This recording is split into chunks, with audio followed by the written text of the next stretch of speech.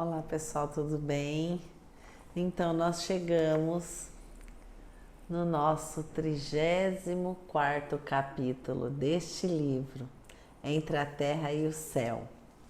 E esse capítulo, que é um capítulo belíssimo, dando continuidade aos capítulos anteriores, se chama Em Tarefa de Socorro. Então, nós tivemos o acompanhamento dos capítulos anteriores e o falecimento de Júlio. E claro que após o falecimento de Júlio, decorrente da necessária reparação do seu perispírito, nós vamos encontrar com Odila procurando o Clarencio, informando a situação tão delicada a que Zulmira estava acometida. Claro que imagine uma mãezinha que perde o seu filho em tenra idade, na forma como aconteceu. Ela ficou muito doente, muito acamada, não estava comendo, tinha emagrecido muito, estava muito enfraquecida. E claro, tinha o motivo da perda do seu filhinho. Mas a Odila estava pronta e realmente preocupada, porque ela sabia que havia o compromisso da volta do Júlio para estar junto de Amaro, junto de Zulmira, para reparar o passado. Então, o Clarencio se dirigiu junto a Zulmira e ela realmente estava numa situação deplorável. Então, eles perceberam que o Mário Silva veio na casa de Zulmira para olhar para ela em desprendimento do sono. Mas quando ele viu que estava o Clarencio, o André, o Hilário, ele saiu em corrida. E aí o André ficou espantado, mas o que aconteceu? Aí o Clarencio falou, ele se sente culpado pela morte do Júlio. E a consciência culpada volta ao local do crime. Ele vai voltar, fiquem tranquilos. Então, o Mário Silva volta em espírito, desprendido do sono, e ele se ajoelha diante de Zulmira e lhe pede perdão. Ele vê o estado dela deplorável e já sai em retirada. Então, Clarencio, juntamente com Hilário e André, vão até a residência de Mário Silva, porque ele ficou perturbado por conta dos seus pensamentos negativos. Ele atraiu para si aquela responsabilidade da morte do Júlio, mas na realidade ele não tinha responsabilidade, porque o Júlio iria desencarnar. E é interessante que a consciência culpada esclarece o nosso orientador. A consciência culpada atrai para si a responsabilidade, atrai as energias e os espíritos malfazejos. Então, tal qual Zulmira, no início do nosso livro, também o Mário Silva estava com a consciência culpada, com essa situação muito complicada.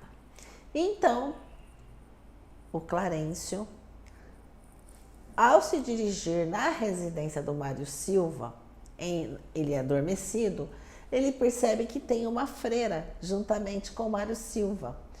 E ele modifica o seu perispírito para aparentar menos evoluído, com menos luz, para não assustar aquela freira. E ele então pergunta o que ela estaria fazendo ali, né? Aí ela diz para Clarencio que ela estava auxiliando o Mário Silva, porque ele era um enfermeiro, ele era um trabalhador muito bom no hospital e eles precisavam dele. Ele era muito comprometido com o seu trabalho, ele atendia as crianças e ele era muito prestimoso. Então eles estavam ali, ela estava ali, a pedido da irmã Paula, que era a orientadora de todo o trabalho do hospital. Vejam que interessante e lição importante. Todo bem, todo trabalho sério, compromissado, traz para nós, para cada um de nós, o legado, a oportunidade e o direito de ser envolvido pela espiritualidade do amor. A irmã que estava ali envolvendo era uma freira e ela se via como freira. E ela disse que ela estava ali junto à cama do Mário Silva porque perceberam que ele havia se ausentado do serviço e para protegê-lo dos maus espíritos, ela estava ali atendendo, envolvendo, protegendo o Mário Silva.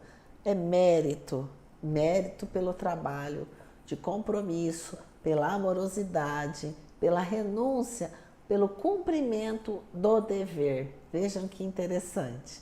E ela estava ali. Então há todo um diálogo de Clarencio com o André, que o André fica muito curioso para saber, mas aquela irmã, ela vinha com os hábitos de uma freira católica. Aí o André pergunta, mas ela sabe que ela morreu, que ela é um espírito? O Clarencio, sim. A Irmandade Católica tem uma irmandade muito grande que protege muito os hospitais, as crianças, são muito poderosos. E o André fica mais curioso, mas ela sabe que nós, é a nossa responsabilidade diante da eternidade, que reencarnamos. Começa a fazer várias perguntas. Aí o Clarencio fala, não, ela sabe que desencarnou e ela cultiva ainda os hábitos do catolicismo, como se ainda fosse uma freira católica. Mas não tem toda a amplitude da visão, como o espírita, como a visão espiritualista, como a crença da reencarnação, da comunicabilidade com os espíritos. Então, é interessante. E o Clarencio já dá uma parada nas perguntas do André e diz que o pai, ele espera por todos os filhos no momento em que cresçam, progridam, em que entendam de toda a magnitude da sua sabedoria.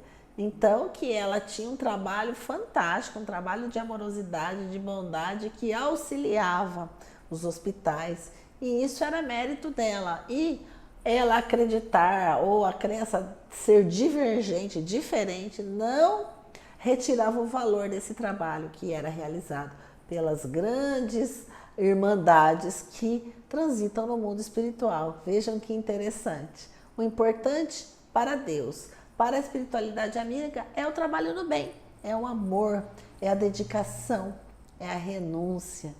Então é bem bacana essa parte, ele dá toda essa orientação. E eles passam então, ela vai chamar uma outra pessoa para auxiliar o Mário Silva. E ele estava tão desanimado, a consciência culpada o deixou tão acamado, que ele tinha se programado a ir à casa de Antonina, mas ele não tinha ido trabalhar e nem foi à casa de Antonina. E o Clarencio diz que era necessário que ele se aproximasse de Antonina, porque somente Antonina teria a capacidade de lhe dar o suporte, de lhe dar o equilíbrio para que ele prosseguisse, para que ele não se deixasse envolver num processo obsessivo, num processo muito avançado de consciência culpada. Então, o Clarencio diz que vão enviar esforços para que ele fosse na casa de Antonina. Por quê? Muito embora no passado o Mário Silva como Esteves e Antonina como Lola e Barruri viveram do prazer, viveram da sedução.